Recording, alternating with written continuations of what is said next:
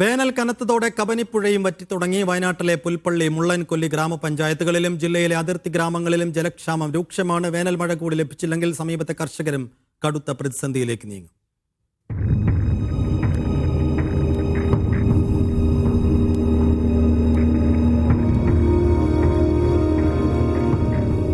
ജില്ലയിലെ അതിർത്തി മേഖലകളായ പുൽപ്പള്ളി, മുള്ളൻകൊല്ലി പഞ്ചായത്തുകളിലും കർണാടകയോട് ചേർന്ന് കിടക്കുന്ന ഗ്രാമങ്ങളിലെ ജനങ്ങളും ഏറ്റവും അധികം ആശ്രയിക്കുന്നത് കബനിപ്പുഴയെയാണ്. കുടിവെള്ളത്തിനും കാർഷിക ആവശ്യങ്ങൾക്കും കബനിയിൽ നിന്നുമാണ് വെള്ളം ഉപയോഗിക്കുന്നത്.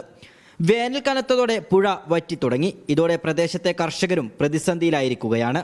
കർണാടക സർക്കാർ അവർ കൃഷിക്കും ജലസേചനത്തിനുമായി കബനി നദിയിലെ ബീച്ചനഹള്ളി ഡാം തുറന്നതോടുകൂടി കബനി നദിയും വറ്റി വരളുന്ന ഒരു സ്ഥിതിവിശേഷമാണ്.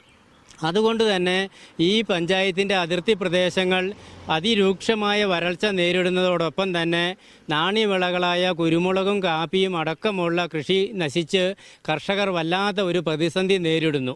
നാണ്യവിളകളായ കുരുമുളക്, കമുങ്ങ് തുടങ്ങിയവ കനത്ത ചൂട് മൂലം ഉണങ്ങി നശിച്ച നിലയിലാണ്. കബനി നദിയിൽ തടയണ നിർമ്മിച്ച് വരൾച്ചയെ നേരിടാൻ ശ്രമിക്കുന്നുണ്ടെങ്കിലും വേനൽ മഴ കൂടി ലഭിച്ചില്ലെങ്കിൽ കുടിവെള്ളം പോലും ലഭിക്കാത്ത അവസ്ഥയായിരിക്കും ഉണ്ടാവുക.